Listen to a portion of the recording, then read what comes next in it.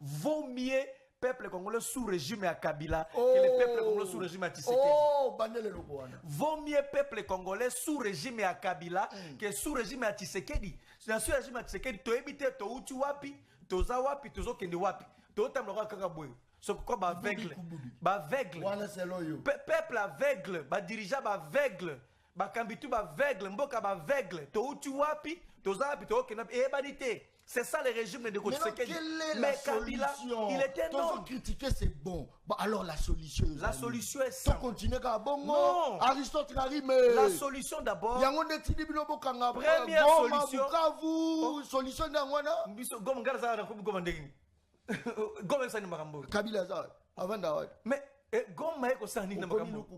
Kabila Kabila na Congo, atambola na Kenya, récemment sali sobo le Congo, azongi na Congo, azana Goma, azana Goma, afai na Goma za pe partout. Pourquoi ça la Tikana songa. Pourquoi vandi na Goma za Congo papa, Goma za Congo. Le loi na Goma te, doba na no Goma te.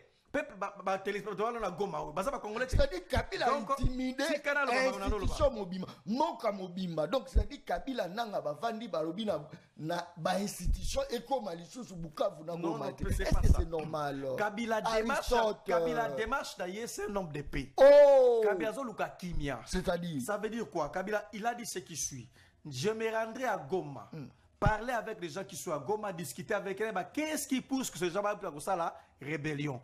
Et puis je verrai à mon niveau comment faire aussi le lobbying pour amener le décan au Yaka à Kinshasa à Goma pour trouver paix qui mia. C'est ça la demande de Kabila. Donc Kabila a protégé la MONUSCO.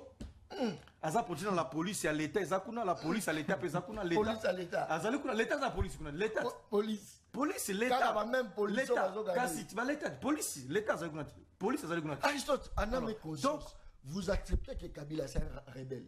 Non, Kabila n'est pas un rebelle, Kabila c'est un pacificateur. Kabila est incompris. On a mal compris Kabila, mais il n'est pas un rebelle.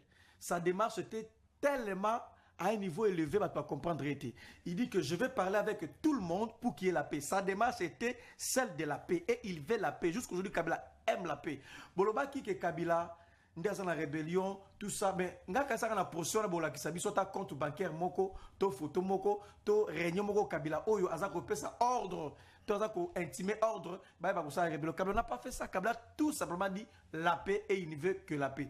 Mais tant que le bakana Kabila zali génitaire ya M23. Tant que le bakana bino que Kabila mérita ka Congo te. Tant que le bakana bino Kabila yaki na mboko po ya ko kabula Congo, batu bandimaka yango te. Mais le bimi clair que Kabila ni mukolo M23 na abse. C'est dans ces pays où on garime à soutenir. Oyo akolobela batu ya este, oyo Kabila azali sikoyo na monopole ya kolobaka M23, bosi la bola muka, bolongo la place wana, balongo na bango pe. Ça c'est Kabila. Et puis mutu aza koloba. Pour mona ke bato bazaka ba frapper. Ba frappa biso pouvoir na Congo. Ba vani na kibokonzi ti ndenge batiki bana siège te. Bana siège te. Pepe dana siège te. Siko Nzambe bana siège te ayebinde temps bazana siège te bana siège te wana inter fédéral ndeko wana inter fédéral esika dunia bazana siège ya pe perdre der Kabila ebisi bino omoni Kabila condition apesi bango apipo mutapusa na pembeni na ngai il faut na yo kabosombi siège condition Kabila apesi bango nde za bazo pesa contribution ko wanga na télévision te ah, ok, c'est quoi? Ngai moko cadre na que siège ya lelo c'est notre siège. C'est le siège. C'est le siège.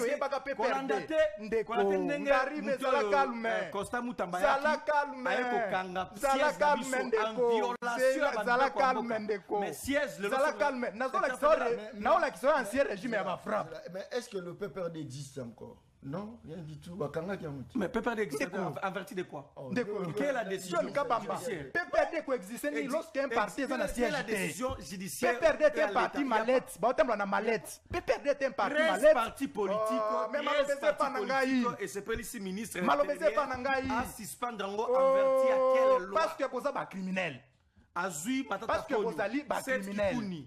tous les parce que va participer à la réunion, va participer à la réunion à criminel. Aucune ne me concerne. Va participer à la réunion à criminel. Dans la caméra, condamné agression rwandaise na sol congolais.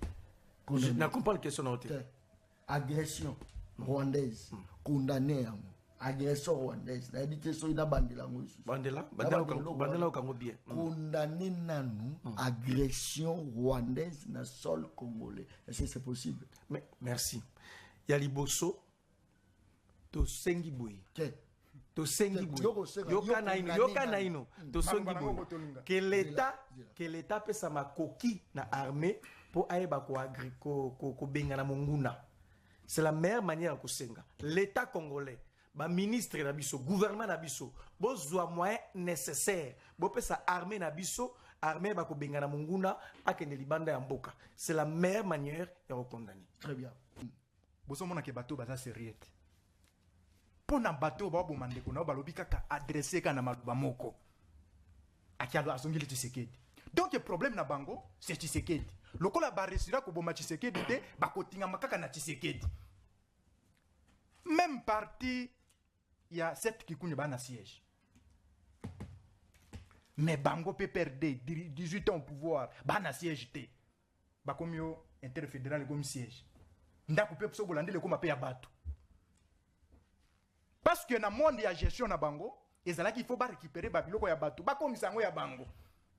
Et tant ba komi ko longola bango na ba siège ya bato, et lelo ba komi parti nini. Mais Kabila zali criminel, il faut répéter kayango. Ici tokoki ko sala dialogue jamais na Kabila ndeko John Kabamba. Peuple ko la yo jamais. Oh, il faut mieux to sala dialogue na bato basimi mando kite ke na Kabila criminel. Ndeko dans ce pays, bonito ko mandenge ni tolo bana mnoko ni poboyoka. Lelo Kabila le kasu na ba chauffeur na mboko après ko boma ba congolais. Ngana mituna ka ba Congo na mituna ka ba congolais. Baye bisa biso eloko ni Kabila revendique pas Tshisekedi. Kabila revendique pas Tshisekedi nini. Connaît inanga oti ko sala point de presse mokawa, je pense 2 jours. A lobi nazo revendiquer c'est parce que baboto na carré minier. A répéter en lisusu. Donc il passe à peuple. Passe à peuple taliété et loko ake ko bomela ba congolais ezali carré mignon baboto la ki yende ko chona. Très bien. Sikoyo na kati wana. Place ya ba congolais za wapi pona ko boma bango poto mona lisusu bato wana bazo lesu na ba chauffeur ba diriger biso loko na ba ministre. Je pense que Tshisekedi président mon président ko négocier na Kabila ezali ko tia loboko na mnoko ngando. Merci likambo za. So ngando akangi conséquences ezani. Solution c'est quoi d'abord on a ko tuninga question moko importante. Na makamutu zo komela biso première solution dans la prise de conscience. Peuple congolais en a prise de conscience que l'actuel régime de Tshisekedi c'est un échec. Oh! Tshisekedi c'est un échec. Tshisekedi c'est une parenthèse politique malheureuse qu'on doit fermer tout Tiango Pembeni. Tshisekedi c'était une erreur de parcours. Donc le régime n'a écouté pour répondre à poste à peuple congolais une conscience nationale. L'autre comprendre que régime oyo écouté que ça est là comme côté. Et deuxièmement, il faut que tout le monde puisse donner maintenant une idée pour voir comment sauver la République. Pendant ceux qui 6 ans, on s'est rendu compte sur le plan de sécurité, Bako quitter, Est et Sekenda, Kabila Tikala Kamboka Mobimba, le Lomboka et Sekenda, tu as évité sur l'élection sociale en 2028. Et comme ça, il m'appelle à Goma, Bukavu, on ne sait pas, Mboka Sebeba, roulage, se transformer comme un gangster criminel. Obi criminel yona qui mande pas policier a battre langai même na boko policier so battre so ozala bien protégé on ne sait pas parce que na moi derrière ata ko boto lao permis na o ako so makamusongolo par là. Donc en réalité conscience nationale et ça le Makende Tshisekedi a échoué.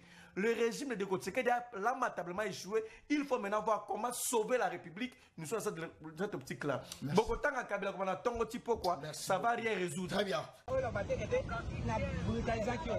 Non, non, c'est juste pour ma profession à moi.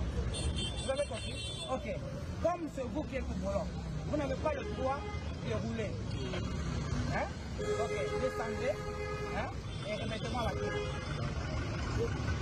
Vous n'avez pas le droit de rouler, madame. Madame, vous n'avez pas le droit de rouler parce que vous n'avez pas un permis de conduire. Mais quand vous n'avez pas de permis, madame, vous n'avez pas de permis? Ok, on va y avoir des choses à faire. Si il y a un avocat qu'on a si tu étais vraiment poli, il y en a qui sont boy. Pour la cotang sayo, yo okolonga na volant, okotika la moto à la vunana. C'est ça la meilleure chose à faire. Mais le cas yo, ils ont résisté au boy et yo pas. Madame, écoutez, écoutez, non, j'essaie de faire croire que. Est-ce que vous comprenez la question du permis de conduire? Celui qui n'a pas de permis de conduire n'a pas le droit de rouler. Ok, maintenant là, vous venez de faire appel à votre copine. Elle a un permis de conduire. Pour l'usage de la conduite, je peux être clément. Écoutez. Je peux être clément en vous donnant une faveur. Parce que normalement, il faudrait que Bakanayo ait la banane. Elle va, quand tu descends, elle prend le volant, comme elle a présenté le permis de conduire, et vous partez. Demain, si vous êtes au volant, je vous arrête encore parce que vous n'avez pas de permis. Ok, échangez les places.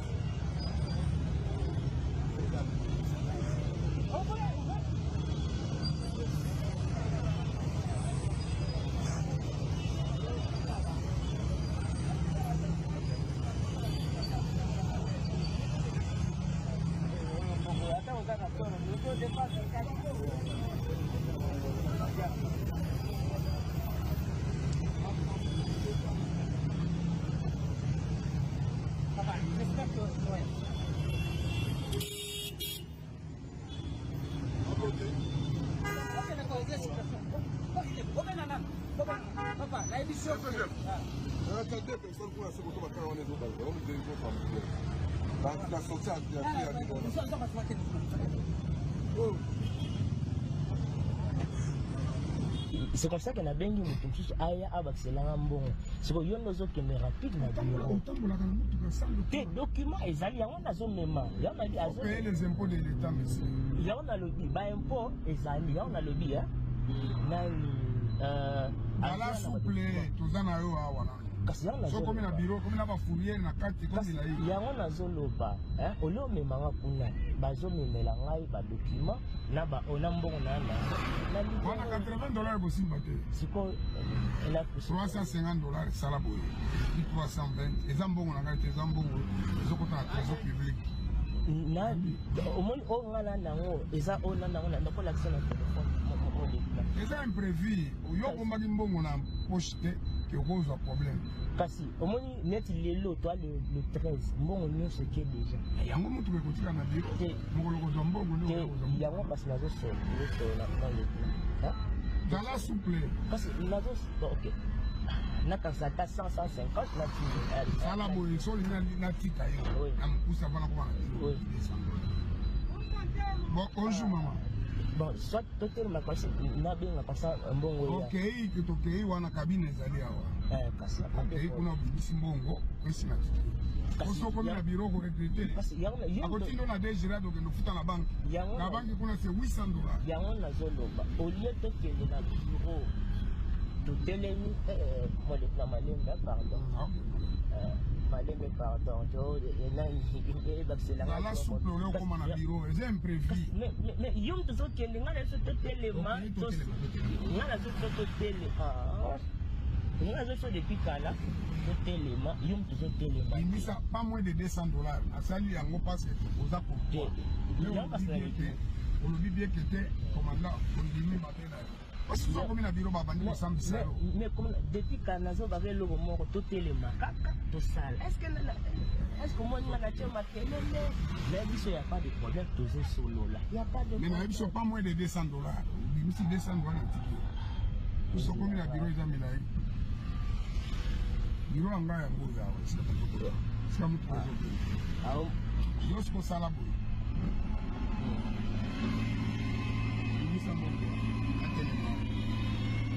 Ça va tellement parce que ça va. Mais mais na biso sona comme ce bureau là yango la zolo ba toko makala te le to kani bien te kunjo man yo ndo la courtois te yo ndo courtois te bigi ta salam ba na téléphone salam ba le kunjo te $200.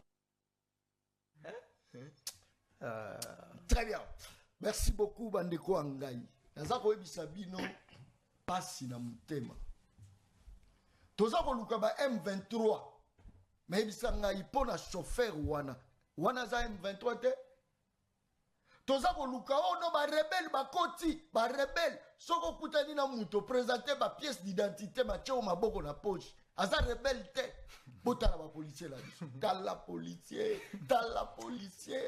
tala wana entre bango tala policier tala mutu batie bakengela biso tala mutu batie bakengela biso bande ko ngai na lobo alobaka bokita na nzela et bon bato bazala capacité à filmer te bazo futisa e $350 $350 juste parce que ça la erreur au tiki permis na ndako sous d'autres cieux permis ozo permettre muto bima na balabala et ça a permis mongo ya méritocratie bafutisa ngo mbongo te et ça rappelle pas cité pour la rodwango mais ah oui pas la biso comme le roi diplôme d'état faut souffrir faut ça la bouiller pose un permis bango wana bakiti na terrain ba rodwa yoka mbongo tie na poche ye wana azo ko mifuta mbongo ye mo ba yokela ka batu pas cité roulage ye wana.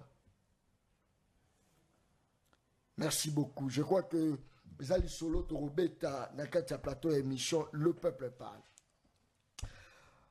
Processus de paix en RDC. Le Togo prépare une réunion de haut niveau pour relancer les discussions régionales. Les actualités Torobeta Ngope Monkolo Malelo Nakatia Plateau. Première partie Torobeta sociale. Bizali Lima B. Yabato bazo kamba, police azo kamba. Rôle na yeza ko surveiller mutuna biloko na ye. Police routière pe, yé pas à la rôle na ye. Torobe tango na ibandeli. Toza ko bandala. Après tosuki na tosuki siko da politique. Première partie, eza débat, deuxième partie eza débatté. Deuxième partie, eza li, en tout cas, il faut rester branché. Deuxième partie, toza ko yambela bino dia kiesier. Mukulu oazali parmi badianko nakati ya religion tobeka kobeta moi lisolo moi epelé par rapport à sujet ya roi divin. Est-ce que roi divin est déjà là ou pas? Ça moi ba masolo tobeka kobeta na ye nakati ya plateau ya deuxième partie. Aristote Ngarime mwana Congo bala Mwana Congo John Kabamba esengo makasi na se retrouver sous awa John Kabamba. Oyebi ke nalingaki tango na yambinga na émission boye o banata na ba bonne nouvelle. O ba bata Aristote Ngari Kabila bosu bolongwa pouvoir monenge ba police routière ba bongisa nzela. Oh Aristote Ngari me Kabila si alongwa moni nenge ba komiko kamba population malamu. Oh Aristote Ngari me Kabila si alongwa moni balabala wana ya Delvo zo kitala sa bongisa yango. Oh Mais pourquoi boyaminga 7 ans après Kabila si alongwa kaka même discours. C'est-à-dire discours échangé. Discours échangé te mboke zongi sima. Merci na ndengo ya mbinga na pesi bande kunyo sombote obala kolanda biso pene mission na yo pona ngeza ke sengo zali tribune o pesi biso mais ndeko John tikana biso loko moko nazala impression que na sabo konzande ko Tshisekedi biso tozala kaka na ba devoir o esengeli to accomplir vis-à-vis à l'état ya ba roulage ya ba kambiamboka mais tozala ba droité. On réclamer droit. Droit ils à la rater, ça va devoir. Donc c'est normal, je suis d'accord, il faut tout le permis. OK, il faut tout permis. C'est normal, il faut ça la contrôle technique. Il faut tout ça la malamu. Et c'est normal, tu vas tambola nenge sengeli, c'est normal, c'est ça un état. Ce que l'état congolais, il y a ça va devoir te, azala ba droit ko ça bisoté, notamment balabala daino. Balabala zela.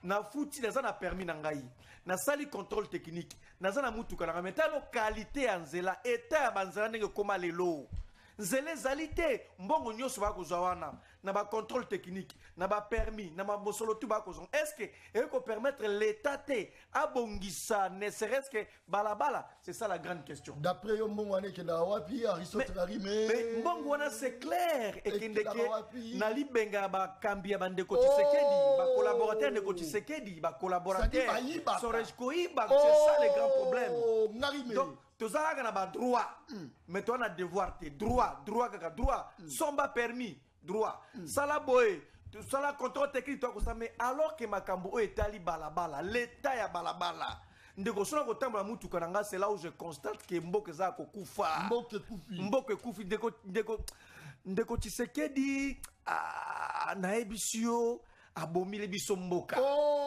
ndeko Tshisekedi abomeli biso mboka nazo ebisa yo c'est kazo ki mobimba na bomi ndeko Tshisekedi abomeli biso mboka tala comportement ya baroulage wana eza ko refléter image ya mboka soki bakotala biso libanda ya mboka bakotala biso na ba diaspora bakotala c'est ça l'image ya Congo okola mukana tongo omatina mutuka na po kene mosala tala loko kuta yango na nzela baroulage wana bakosenga ba infraction moko ezalaka te ba infraction créée na mitu na bango ou même na mukande ezalaka te mais ya sene président datindi bango non c'est tout simplement manque à leadership manque à une bonne politique publique manque à encadrement manque à suivi manque à réforme à service à l'État parce que baza ko refléter de l'État un roulage donc moniwana policier ba futa repanani et pas l'État à la tenir à la tuana somi na mbongo na été c'est l'État non c'est un agent de l'État c'est l'image l'incarnation de l'État lorsque l'État est démissionnaire laisse que comme dans l'État to comme na batu moko baza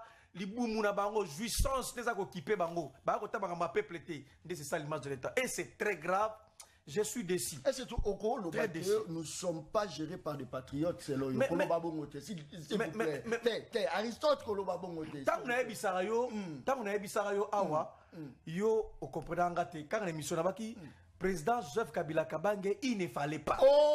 Président Kabila, il ne fallait pas. Président Kabila, il ne fallait pas. C'est à l'élo depuis Kabila Kenda. Et là, on a changé la circulation, on a Congo circulation, fonctionnement. Qu'est-ce qui a changé? Président Kabila, il ne fallait pas. Il ne fallait pas nous faire tout ça. Il ne fallait pas, président Kabila. Le président Kabila Kenda. C'est la faute la président Kabila à Kenda. Le lot Makamboya Maïna courant. Président Kabila, il ne fallait pas. Mboke Zongi Sima. Président Kabila, il ne fallait pas.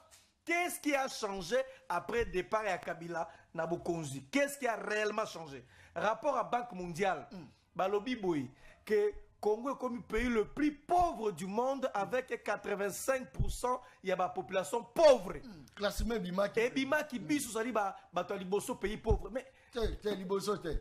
Bato souka toba. T'es toza le rôle. Ba pauvre. Toza pauvre. 85%. Voilà. Tozo battre quand même record. 85% de la pauvreté biso na biso. Suko musala na bango zanini. Moko kindoki.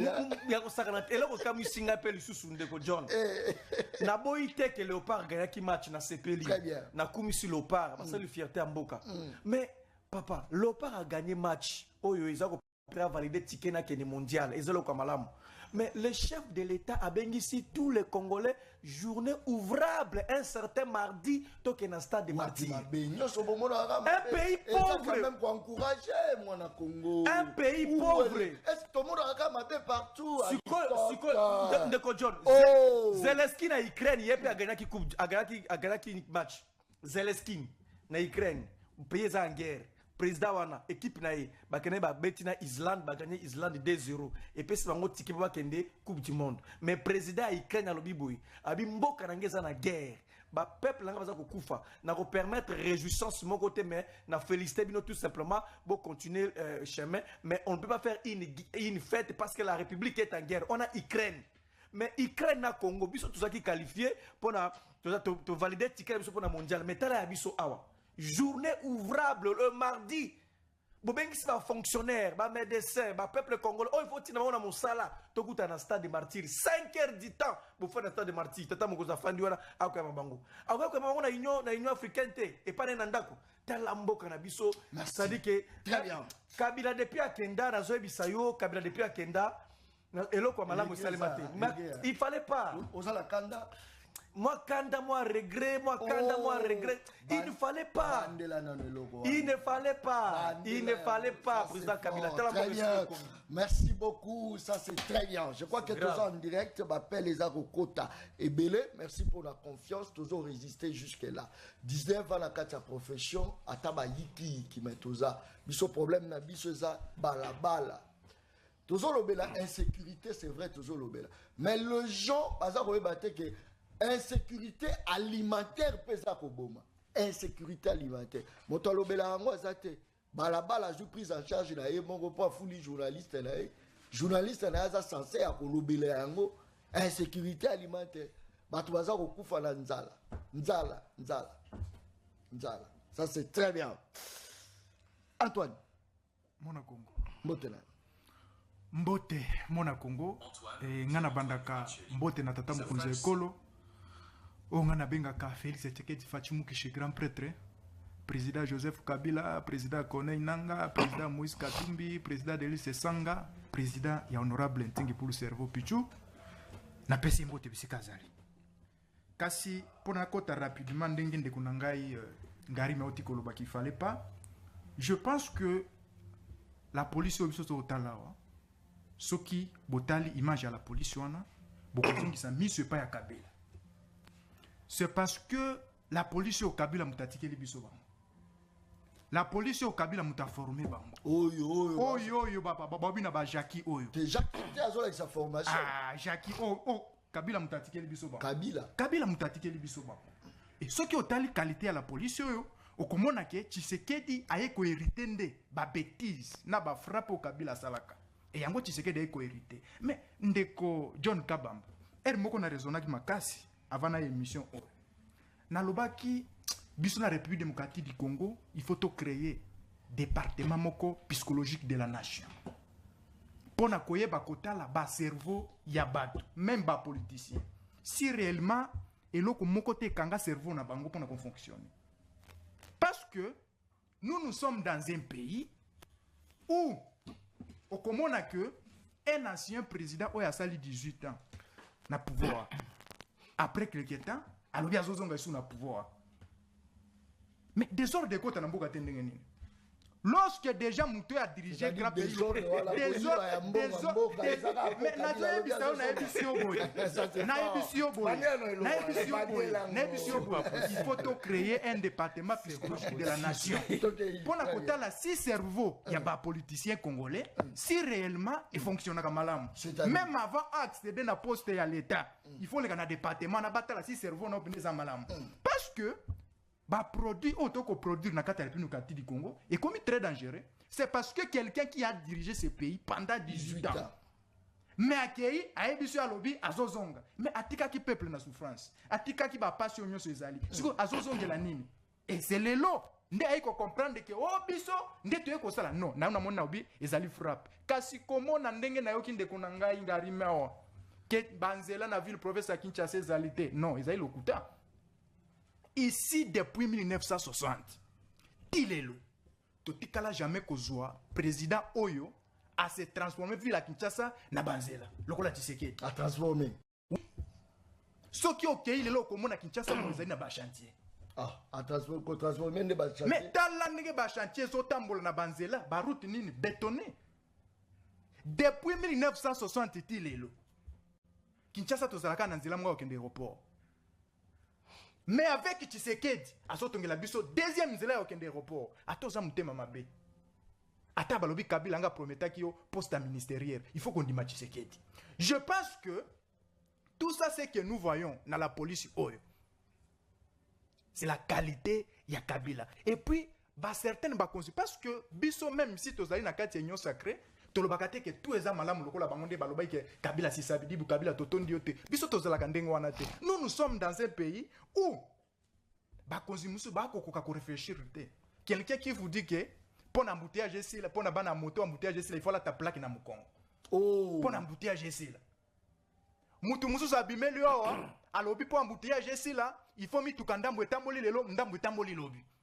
Qualité ya ba politicien. Mutu musu akoyebisa yo que oh pour na embouteillage ici là, il faut bato bakota kana taxi muke. soki bato bakoti na taxi muke okomona ke embouteillage ekosila mutu musu akoyebisa yo awa alobi mpo embouteillage esila il faut bakongole bamelaka ndambo ya gene. Tu vois que tozali na classe politique moko oyo ezosenga même génération moko il faut ezala éliminer. Ba génération ba classe politique ya Joseph Kabila il faut d'abord éliminer et nde okoya komona que peut-être tu koya kozwa occasion ya koyeba kotambola. C'est-à-dire génération Joseph Kabila nezo sala ezali bonne gouvernance. Ezali génération moko elona ki ba fruit ya mabe. Depuis arrivé na bango na pouvoir, koya na bango na pouvoir, kokoma na kibokonzi, bayaki déjà na ndenge ya mabe. Et c'est ça qui est na génération wana, yango te toko futango lelo. C'est ça qui est na génération wana, azwa ba poste ya minene ya ba soda tout apesi ba rwandais et azwi ba poste amike, apesi ba congolais et voilà ba congolais ya bande conformé. Parce que ba policier o ezali ba policier ya Tshisekedi te o muta formé bango soki otali ba soda ya Tshisekedi a formé bango ata soki ne la télé na bango okomona ke oui ils ont fait même mais pourquoi nyo surtout ya bino bozo rejeter kaka ipa Kabila il y a déjà 7 ans que Kabila n'est plus au pouvoir. Je pense que tozo rejeter te bango nde bato bazo rejeter ba responsabilité na bango parce que John Kabamba balobi pona ko avancer il faut reculer. Ceux qui ont reculé, ils ont avancé. Et puis même, dans la classe, tu as quand même une histoire, il y a les passés. Mais ceux qui ont une histoire, il y a les passés. Tu as ceux qui les ont comme na pouvoir. Il faut le coup dans les boulots. Mais tu sais que d'akuta qui mboko yo maboulou partout. Moi dans ces pays, banana botamati na koli, na ibaka ba fausse commune quand époque ya Kabila. Fausse commune. Ba fausse commune. Époque à Félix Exact. Oh. Depuis na botamaka na Congo na ekoyeba ba fausse commune kezanini bakundaka batu na bamabulu na bakote ba aéroport na bakote ansele c'est une époque ya Kabila siko soki tolobi ndenge wana bolobi te il faut to bosana non wana ezali politique te il faut to banda kolandela moko na ba acte na bango pona ke batu wana bazonga lisu na kibokonzi te ndenge balobi ke Kabila ifa zonga mais soki Kabila zongi ba fausse commune zongi ba policier bazongi banano tu bazongi to mona na époque ya Kabila kimbuta na Kanyama oya lobi ko kanga ba moto te oya lobi ngai gouverner ba koti na distraction nana zali chef ya nani et nana zali chef est-ce que tu vois la comparaison il y a gestion ya Kabila na gestion ya Félix Tshisekedi est-ce que tu vois ça te okoki ko comparer yango te c'est parce que gestion ya Félix Tshisekedi des makasi par rapport à gestion ya monsieur Kabila et lelo moni même budget na biso o compare on a budget ya Joseph Kabila et lelo moni même bana bafuta classe te o compare na budget ya Kabila au moins lelo basoda ba mati bango salaire o compare na gestion ya monsieur Kabila o komona ki ya Tshisekedi ezali meilleur que ya Kabila. Très bien. Gestion ya Tshisekedi des meilleur que ya Kabila. C'est na mawana mutema koyoka elenge bwaloba eloko liboso na kosenga na bino na ino boza ba journaliste télévision tout ça boye kolakisa ngai une seule vidéo oyo Joseph Kabila Kabange aza kotanga kombo ya Mobutu comme responsable ya Mamboka. Oh kolakisa ngai une seule vidéo oyo Kabila tanga kombo ya Lumumba to ya Kasavubu comme azo Mamboka. Ça c'est fort. Joseph Kabila Kabange un homme responsable, un homme discipliné. Ayebi que un homme d'État ce qui a commis le pouvoir, il doit être responsable par rapport à Blokakuta et Nango. Jamais Kabila Loba, ce qui n'a que ça, parce que Mobutu a géré pendant 32 ans. Il n'a jamais dit ça. C'est la responsabilité d'État, au plus haut sommet d'État. Pas de jouisseur, un responsable. Kabila n'a jamais fait ça. Et puis de deux. Mais, la police, la police à l'État. Ce que, tant que vous avez pouvoir, vous avez un projet ni par rapport à des policiers. Vous avez un projet ni par rapport à des militaires. Vous avez un projet ni par rapport à des enseignants, des fonctionnaires. Vous avez un projet ni par rapport à la société pour que ces Kabila toujours continue à le faire. Et bon, vous avez un projet, pourquoi vous ne mettez pas ça en exercice, en application? Et ça m'a wapé Sony. Je crois qu'on a ramené le débat politique très bas. Il faut qu'il y ait beaucoup plus élevé pour élever le débat. Naza Kolobaboué, makambo a policier bakosa nanzela, ezali extrêmement grave. Ezali l'image ya mboka et l'image de la gouvernance actuelle. comme c'est l'État qui a le monopole de violence, l'État qui doit réglementer les choses, l'État qui doit orienter les choses, c'est très grave. C'est comme si le peuple congolais a droit. Mais on a un devoir, c'est ce que je dis ici. C'est très grave. Même si tu ressens ça, tracasser les hommes en Anzela. Qui est celui-là qui peut passer à la télévision à acclamer Bambaroulage Bakosala? Il faut d'abord commencer par condamner. Non, dit que c'est Kabila qui a fait ça. C'est trop bas. Et puis, il n'a pas eu son gars. Il y a posé à Moutou Tamborango. Au moins, État ya balabala biso ozolobake ndeko Tshisekedi abongisa ba balabala Kinshasa pour mabale za balabala za soute mabulu tu ekufa na ebité azobongisa ofanda na Kinshasa lokolanga azobongisa oui longwala nukaka awa tuzana ipen longwa na ipen kende Delvaux koma na avant koma bobokoli okomona nzele zate. Mais bazobongisa Mboule se bandi kobeta nzele zalité, monsieur. Comment est-ce que tu peux passer à la télévision congolais intellectuel comme toi bagnon tu sais que la bongisi banzela na Kinshasa au pimboaka na butu yo pimboako benengini yo tablora na mupepe to pimboako benengini même peuple tu veux réellement congolais voir tout ce que nous voyons ici, c'est très grave. On ne peut pas comparer la gouvernance de Kabila et la gouvernance de Tshisekedi. Comment ça? Tshisekedi gouvernance na ye, gestion na ye ezali chaotique, ezali médiocre gouvernance. Nazuka ba indice awa pamba ya ba Banque mondiale, ya ba PNUD, ya ba taux à chômage. C'est chaotique sur le plan social, c'est chaotique sur le plan économique, c'est chaotique sur le plan sécuritaire. N'en parlons même pas, même à Kinshasa. Nanda qui est pas de John. ala kisi vidéo ba ndeko moko ya monga fula je crois dans la kiango awa oyo insécurité kota na monga fula comme pas possible o ba ko visiter plus de dinda ko ba kotia ba visiter ba criminel ba ke na monga fula na mona kiango awa insécurité ne parlons même pas insécurité très grave. C'est ça de vrais débats, de vrais sujets. Qu'est-ce qui fait que insécurité s'installe à Kinshasa? Tu es pas que Mobondo Zara awa ezara na Kinshasa te lo Mobondo kota na Kinshasa. Est-ce que vous quittez que Mobondo koti tina kota kingakati l'insécurité loko kosakanate ba koti na braquage tina moi ko braquer tina moi. Est-ce que c'est ça la gouvernance? On peut vraiment comparer la gouvernance de Kabila et la gouvernance de Tshisekedi? Il n'y a pas photo. Il y a pas photo, il n'y a pas raison. Kabila est meilleur. Kabila est excellent à terme de gestion. C'est un homme. Il a des imperfections comme mais c'est un excellent. Non, attention. Ngana Zali père de famille. Voilà pourquoi on y est sous le livre de promesses. Ngana Zali, tu vois que Ngana Zali père de famille. Avant Nabimanandaku, à l'époque, natika qui $10, natika $10. $10 zaki na 2800 francs congolais, na tiki $10 ils ça 2800 francs congolais.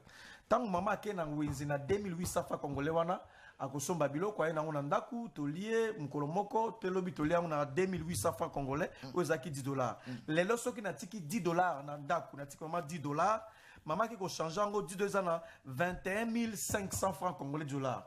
Tant wa ke na ba supermarché 21 500. 22 000. Nga de changer na tongo na 21 500 $10 na changer na 21 500. Maman tanga zu 21 500 ake na wenze. Biloko kitite na wenze? Ba biloko za ko maintenir ba prix nango na wenze. Donc du coup na perdre combien? Na perdre plus de 6 000 francs congolais na mbongo na ko pesa maman parce que $10 ezaki na 2008, ezaki na 28 000. $10 28 000. Le lot dit de comme na 21 500. Ba biloko na wenze kitite. C'est tout à fait maman va comme monter sur bête bango na weza ebita banda wapi asukisa wapi eza escroquerie. Il fallait d'abord comme na kosoba procédure ba décision ya okitsa biloko na wenze biloko kiti mbongo eza na valeur kaka soki biloko kiti na wenze mbongo eza na lokumu kaka soki ba pesi yo ko somba biloko sengelo somba mais soki bolobi ke mbongo kiti dollar kiti ke na wenze vous allez incapable de somba biloko mambalia. C'est tout un problème. Donc on ne peut pas comparer les deux personnalité parce que Kabila au moins le peuple congolais vaut mieux peuple congolais sous régime à Kabila que le peuple congolais sous régime à Tshisekedi. Vaut mieux peuple congolais sous régime à Kabila que sous régime à Tshisekedi. Sous régime à Tshisekedi to ebite to uti wapi to za wapi to zo kende wapi to tamloka kaka boy. Ce quoi ba aveugle peuple aveugle ba dirigeant ba aveugle bakambitu baveugle mboka baveugle touti wapi tozapi tokena ebanité. C'est ça le régime de Tshisekedi. Mais Kabila, il était non. Critiquer c'est bon. Bon, alors la solution. La solution est simple. Continuer à bon. Non. Aristote Karime. La solution d'abord. Première solution. Solution d'Angwana. Kabila ça. Avant d'avoir. Mais Goma eko sani na makambo. Kabila Kabila na Congo, azana atambola na Kenya, récemment sali sauver le Congo. Azongi na Congo, azana Goma, afin na Goma za pe papa. Tikana songa. Tikana songa. Goma za Congo papa, Goma za Congo. Le loi na Goma te, dobala no na Goma te. Peuple ba téléspectateur na Goma baza ba congolais. C'est-à-dire Kabila intimidé institution mobima moka mobimba. Donc c'est-à-dire Kabila nanga bavandi balobi na ba institution ekoma lisusu Bukavu na Goma. Est-ce que c'est normal? Kabila démarche d'ailleurs c'est un nombre de pays. Oh, Kabila zo luka kimia. C'est-à-dire ça veut dire quoi? Kabila il a dit ce qui suit. Je me rendrai à Goma. Parler avec les gens qui sont à Goma, discuter avec eux, qu'est-ce qui pousse que ces gens à ça la rébellion.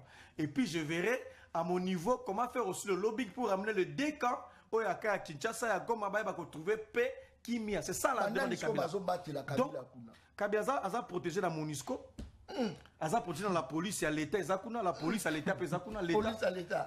L'État la police, l'État. Police, l'État. Même police. L'État, police, l'État.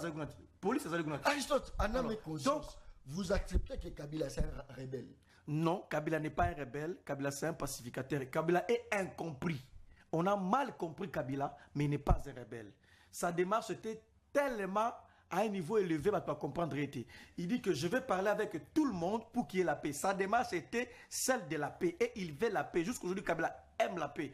Boloba qui que Kabila dans la rébellion, tout ça, mais ngaka ça na portion na bola kisabi so ta compte bancaire moko, to photo moko, to réunion moko Kabila oyo azako pesa ordre, to azako intimer ordre, ba ba ça rébellion. Kabila n'a pas fait ça, Kabila tout simplement dit la paix et il ne veut que la paix.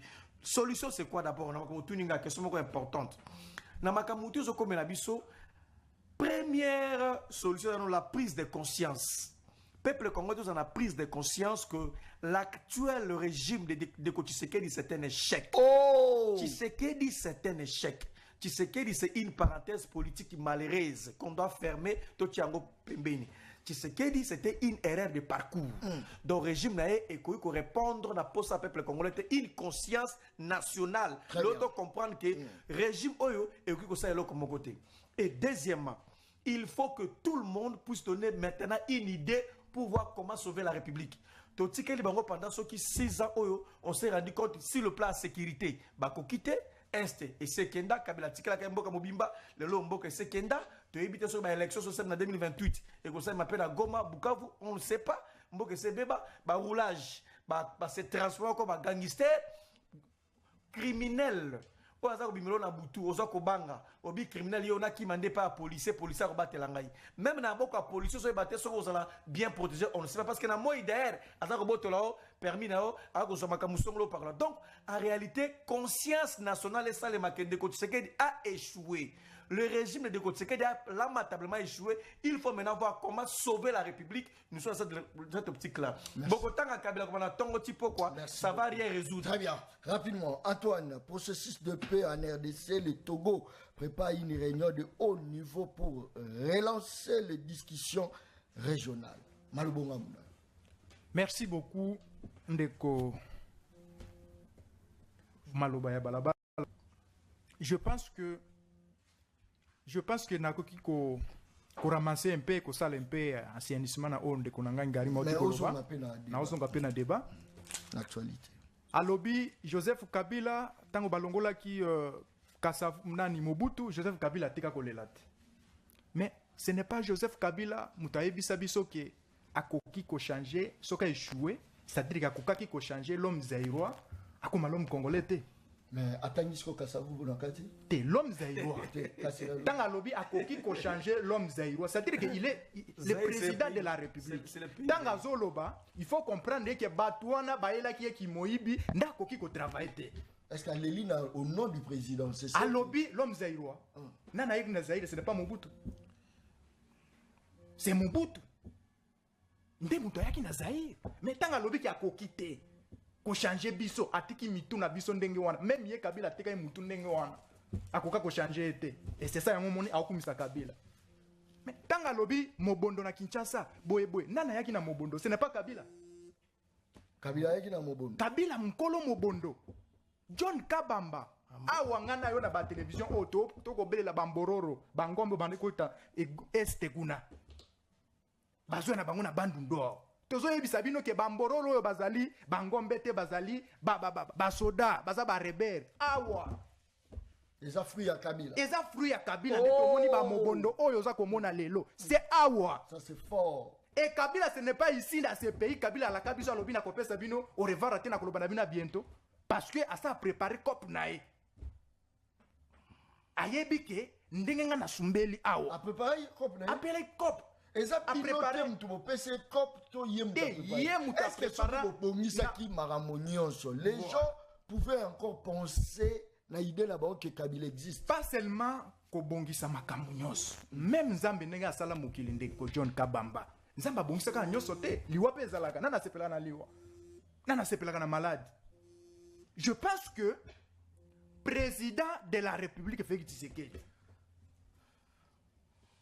azako sala oye sengeli asala mais oyo tozako subir parce que nauti koyoka wa lobby ba classer biso dernier pays tout ça malgré tout bango balingaka comparative te betide comparative te à l'époque ya Kabila ba classement oye bimate à l'époque ya Kabila mais il faut faire mieux que Kabila. Tango bango il faut que l'époque à Kabila tozaï ba pays en dessous de la moyenne mais biso toye to ramener John Kabamba boko bozo babiso te John Kabamba soki tozolobela yango c'est parce que bango balobi Kabila zozonga nde il faut te rappeler peuple non il faut se parce que koki jamais ko sala ma un criminel là sous kozonga sous oh Kabila criminel Kabila il est criminel c'est-à-dire Oti Kolanda José Makila hein Batounie Babi pourquoi M23 ko avancer ta Kabila pekisa ki wango allo ba bon oui Abi Kabila pekisa bango libo avancer te Arista Zakoti yeyoti allo na top Congo ça dit eza armé na top Congo lo beza armé te Batounie pourquoi M23 ko avancer te José Makila abala na famille ya Mama Olive oh mais oui siko yende mutaleki na top Congo azolo bana biso ke soki M23 za ko avancer le loté c'est parce que Kabila a pekisa que bango ba avancer te mais tanga ko critiquer Léopard ke bazui boye basali boye basepeli boye pourquoi koki ko yebisa Kabila te ndenge ayebisi ke M23 ke bo avancer te ayebisa bango lo bibolo ba peuple ko kufa oh c'est parce que yi azali betango tolobaka na bino Kabila azali géniteur ya M23 tango tolobaka na bino ke Kabila meritaka Congo te tango tolobaka na bino Kabila yaki na mboko po ya ko kabula Congo batu bandimaka yango te mais le bimi clair que Kabila ne mukolo M23 na absé c'est dans ces pays oyo ngarime ako soutenir oyo akolobela batu ya este oyo Kabila azali sikoyo na monopole ya kolobaka M23 bosi la bola muka bolongwa la place wana balongwe na bango pe ça c'est Kabila et puis mutu aza koloba po mona ke bato bazaka ba frapper biso pouvoir na Congo bavani na kibokonzi ti ndenge batiki bana siège te bana siège te pepe dana siège te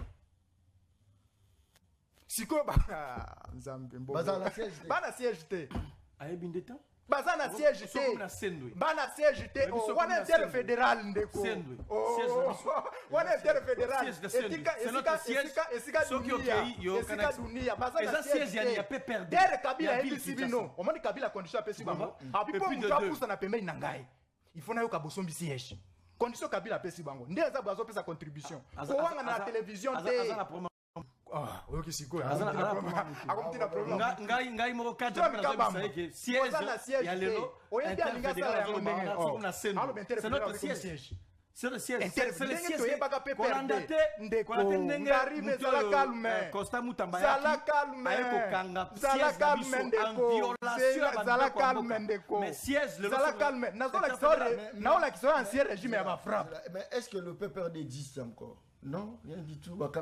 Mais PPRD averti de quoi? Quelle est la décision judiciaire? PPRD coexiste lorsqu'un parti est dans la siège. La décision judiciaire. PPRD est un parti mallette. PPRD est un parti mallette. 13 partis politiques. Et c'est pas ici ministre. À suspendre averti à quelle loi? Parce que vous avez un criminel. Azui, parce que vous allez criminel. Tous les parce que va participer à la réunion, va participer à la réunion à criminel. Aucune mais concerné. Va participer à la réunion à criminel. Parti aux alliés de la rébellion.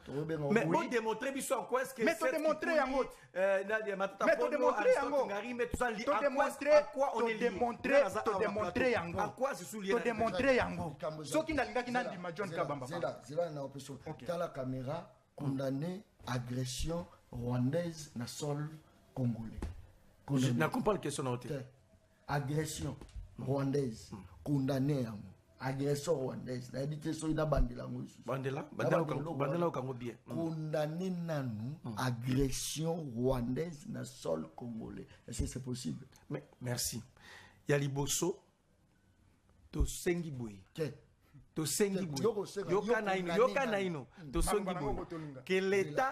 l'État peut sa coquille na armée pour aiba ko benga na monguna. C'est la meilleure manière de senga. L'État congolais, ba ministre na biso, gouvernement na biso, besoin moyens nécessaires. Bo peut sa armée na biso, armée ba ko benga na monguna akene libanda ya mboka. C'est la meilleure manière de condamner. Très bien. Loba que non Kagame biloko zo sa mabe. Mais en réalité, qu'est-ce que moi j'avais à voir avec Kagame? Moi j'avais Tshisekedi. C'est Tshisekedi qui est notre gestionnaire, celui qui est le garant de la République. C'est lui qui doit en effet nous protéger. Kagame, il est avec son pays. Moi c'est Tshisekedi qui doit faire tout. Moi je pense que vous avez un bateau sérieux. Pour un bateau, vous avez adressé à Moko. Donc le problème na bango c'est Tshisekedi. Lokola ba resira ko boma Tshisekedi te ba kotinga makaka na Tshisekedi. Même parti il y a 7 qui kunya ba na siège. Mais bango peut perdre 18 ans au pouvoir ba na siège te. Ba comme yo interfédéral comme siège. Ndako pe so bolande le ko mape ya bato.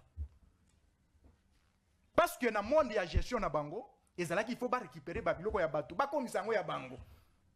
Et tant que bakomi kolongola bango na basiège ya batu et lelo bakomi parti nini mais Kabila zali criminel, il faut répéter kayango ici tokoki ko sala dialogue jamais na Kabila ndeko John Kabamba peuple ko la yo jamais il faut mieux to sala dialogue na bato basimi mando kiteke na Kabila criminel ndeko dans ce pays bonito ko mandenge ni tolo bana mnoko ni po boyoka lelo Kabila le kasuna ba chauffeur na mboko après ko boma ba congolais ngana mituna ka ba Congo na mituna ka ba congolais baye bisabiso eloko ni Kabila revendika pas Tshisekedi. Kabila revendika pas Tshisekedi nini? Kone inanga oti ko sala point de presse mogawa, je pense 2 jours. A lobi nazo revendiquer c'est parce que baboto la carré minier. A répéter en lisusu. Donc yé passe ya peuple. Passe ya peuple taliete eloko akeko bomela ba congolais ezali carré minier baboto la ki yende ko jona. Sikoyo na kati wana. Place ya ba congolais za wapi pona koboma bango poto mona lisusu bato wana bazo lesu na ba chauffeur ba diriger biso lokola ba ministre. Je pense que Tshisekedi président mon président ko négocier na Kabila ezali ko tia loboko na munoko ngando. Merci likambo za. So ngando akangi conséquences ezani. Aristote dialogue oui mais pas avec un rebelle. A tu répéter mais est-ce que vous avez que Bemba passe à la rébellion? Ndeko Bemba avec un rebelle, Bemba ici dans ce pays toponaki nzela ya kozwa ya kokoma na kibokonzi ezali ba élection. À l'époque il y a Bemba ba élection ezala kité. Ici pour kota pour accéder na ebiso na époque wana par na chito chingelo na munoko. Et loko yo biso tozana yango lelo. Pour kota na kibokonzi. Il faut qu'il n'ait pas d'élection. Mais ce qui Kabila pona qui à côté c'est-à-dire que a violé Mibeko Yamboka a violé la constitution. Et c'est ça qui est biso tokotika la jamais pour vanda na un criminel na mutu a violé constitution. Kabila criminel, Kabila dialogue des rebelles to vanda na été malobonga. Ndeko ayi bazolo baté. Na ebité ceux qui attendent déjà accord oyo.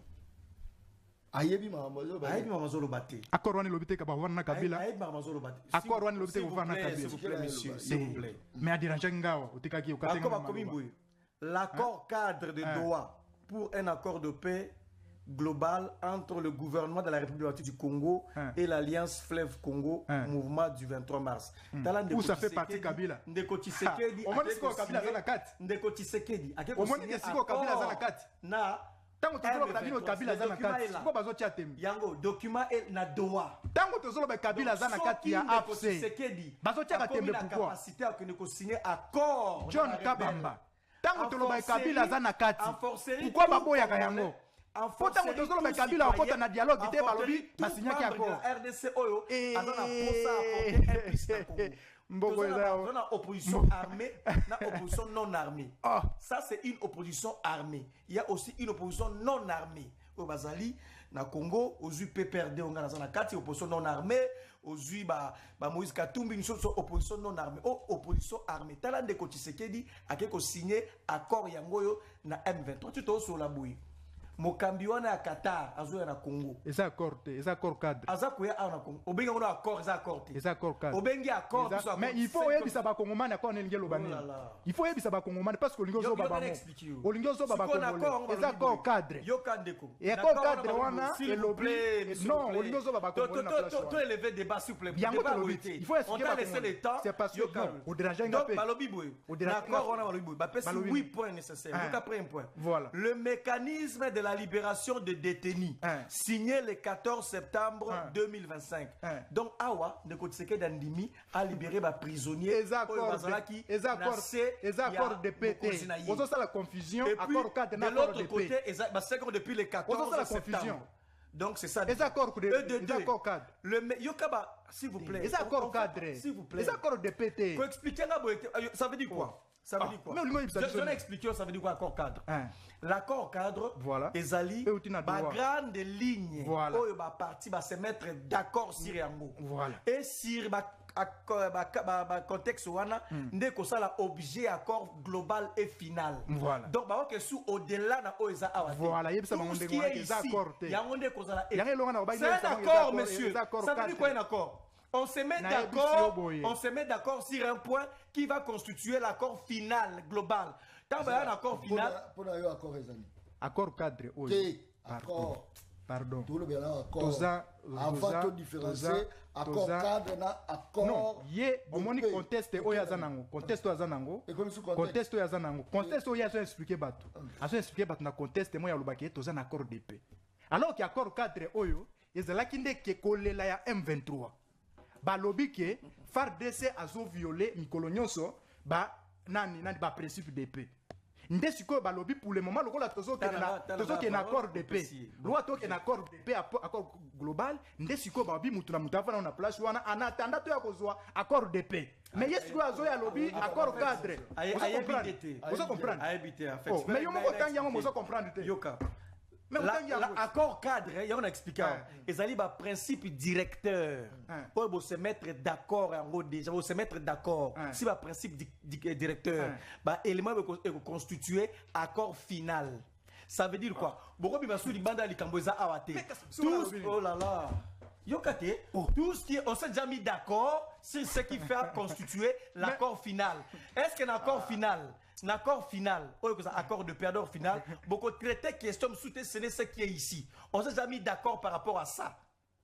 Tu comprends? Il y a 8 points où on a katia tous ces 8 points ici il y a déjà déjà accord c'est-à-dire que ce qui constituera accord de paix, accord final. Pour preuve, Mokambi à Qatar, Aza Kilobi na Rwanda, aye awa, pour avoir ça la suivi, ma kangotu ba signé qu'il y a un accord, d'accord, cadre, juste, mais le fait déjà d'accepter avec les rebelles, parce que nous, au nom de la paix, n'akofanda jamais na ba patin.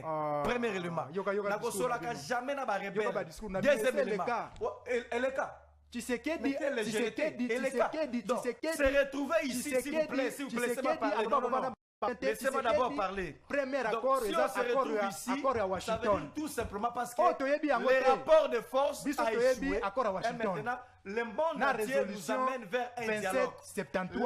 Le dialogue est devenu un chemin par lequel tous les Congolais, la classe politique interne et externe, se retrouver à raison pour laquelle la résolution 2773. Déjà le 16 janvier, Togo a organisé un grand forum pour le dialogue. Le dialogue comme seul chemin, comme seul issue, jamais criminel. Si le plan de la force, jamais. Accord, c'est un rebelle d'ailleurs. En forcerie, l'opposition peuple congolais. Rapport de force sur terrain va faire comprendre que Tshisekedi est impossible de Tshisekedi l'élo sur le plan militaire à que nous récupérer le territoire sous occupation à AFC-M23 sur le plan militaire. Des angoyo à récupérer Bunagana. Tshisekedi dans un moulin. Des angoyo à récupérer dans un moulin. Yango va faire comprendre comme dans la politique sécuritaire dans un moulin. Pour récupérer le territoire. Ce qui va brassage n'a pas ministère du voyage Paul Kagame ça va aventurer pas na bino. Mais pas Tshisekedi. C'est pourquoi va signer d'accord. Paul Kagame ça va aventurer na bino. Mais pas Tshisekedi te. Tshisekedi aza moulin. Tshisekedi aza moulin. Et c'est très grave. Tshisekedi aza moulin. Boza ba masangu. Bokotanga koroti, bokoyanga noa. Mbala na mbala ti. Tshisekedi andile lokote. Disposition intérimaire en matière de sécurité. Désarmement. Bino bato liboso lo bakete Tshisekedi arisota ba koroti. Réintégration DDR de groupes armés. Neutralisation de groupes armés étrangers. Tala makambo ndeko a signé accord à liboso to koboya. La protection judiciaire, il y a tout gambo à 123 kuna a signé protection judiciaire à quoi accorder. Le mécanisme de surveillance et de vérification du cessez-le-feu signé le 14 septembre 2025.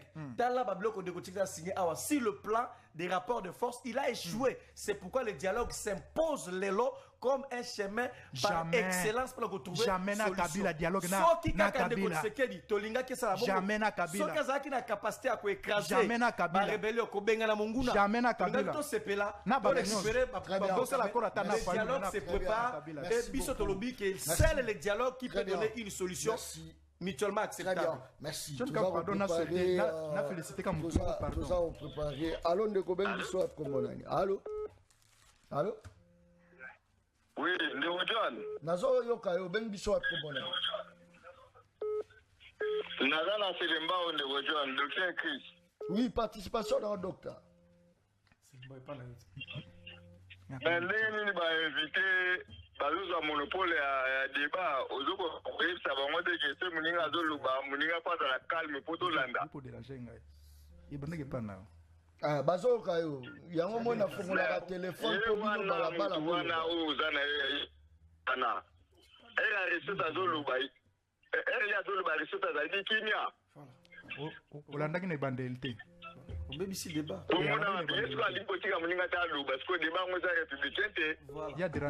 Merci beaucoup. Très bien. Allô, Ndekoben Bissot Komonani. Merci, mon Congo. Merci. Allô? Il n'y a pas dérangé au téléguité. Allô? Allô? Oui, Ben Bissot Komonani. Allô? Nazoka yo Ben Bissot Komonani. Bonjour, monsieur John. Les journalistes non professionnels, mais très efficaces. Merci beaucoup, patriote. Balabala. À la balle toujours. Merci beaucoup. John, oui. Namina intervenir na ndeko na biso boyangi wana ndeko arisota ndeko na biso mususu wana. Azoloba makambuke ya ba poliso batike za ba policier ya Kabila. Kabila salaka ba policier. Est-ce que ba policier mutu bazala Kabila kenda na bango to watika bango. Ba roulage bazo sala banini nyonso ba oloba Kabila. Baloba tel fils. Est-ce que soda ya président zalaka soda peut-être pour na mboka asale la mboka asale la nation bango baye ba former nini te ba te nini vraiment o ba former za nini éclaircir biso na bayo ka azoyo kanga wana bien sûr nazo nde na oloba ba éclaircir biso so za nini tel père tel fils. Allô Nego ozolobela ba policier oyo bazo bina azo sala ba biloko ya formation azwaki ye azoloba Kabila tiki ba policier oyo bazo sala bazo kusenga batu mbongo na mituka kokanga batu ba $350 azoloba ba policier ya Kabila banani bazana na pouvoir banani baza na pouvoir pour changer éducation ba pesa utilité na bango nini na pouvoir ba yebi ko gouverner etoni les éducation Kabila pesa bon C'est grave. ya goyiba C'est grave. Très bien. Merci beaucoup. Allô, Ndeko Ben Bissop Komonak.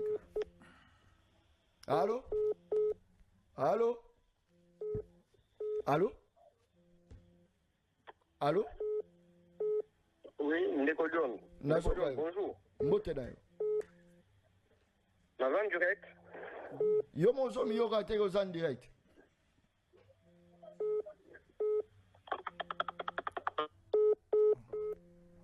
Allô? Allô, bonjour Ndeko John. Mbotenayo. Participation na yo. Bon, participation déjà ndenge Ndeko na bege loba, Ndeko IDPS c'est pas dans la tolérance. Et muninga zoloba, fois yoka après yari. Faut biser pour yoka tout comme ça. Dédé. Baby si débat. Nous avons déjà 7 ans. Il y a mandat à président de la République. Par contre, continuer à se cacher derrière Kabila jusqu'au. Par contre, je vais faire à l'objet de la police attaquée. Et là, on m'a besoin de faire la police attaquée. On sait bien pourquoi vous voulez pouvoir alors. Comment vous avez 7 ans à Rennes, vous accusez toujours Kabila, même la gloire du Kem Kebo Yosala, pourquoi Kabila? Parce qu'il fallait pas vous pouvoir. C'est pas son stade. Merci. Peut-être maman, on va éviter. Merci beaucoup. Très bien. Allô? Allô? Allô? Oui, allô? Oui, Ndeko Ben Bissop Komonak. Allô? Ben Bissop Komonak. Na bino na commune Ngaliema, Komonanga Arley. Participation rapidement. Participation nanga ezaka likambo bango bazoswa na bon na elike soki bazoswa na politique oyo ezaka masano bazosala na participation nanga ya liboso eza na système oyo ya Kabila ayaki alobi 5 chantier tomoni eloko malinga oyo asalaki lelo oyo soki tozongeli banzela na Kinshasa makambo oyo ezosalema soki 5 chantier ya Kabila esalemaki komi ilfo lelo soki soki apotaki lelo toavance na place lisusu makei na problème ya bitumba ya biso moko toza bavictime toza makambo toomona oyo eleka na mboka na biso donc tozoloba te ke. Voilà, merci beaucoup. Je crois que Batouaza branché Ebele, m'appelle les Arokota Ebele, Ngari Malobaki, c'est ça, oh balabala, Ngari, mais. Alors, nous avons besoin de comment. Allô? Peuple parle. Merci beaucoup. Jean de Bonayo, Cornelis, depuis Ngaliema, balabala toujours. Balabala, ndemo kondi ndeko Ngai. Nazaro yokayo. Oui. Eza bongo. Oyo, bapêcheur, bazosala, eza na musoni de 1.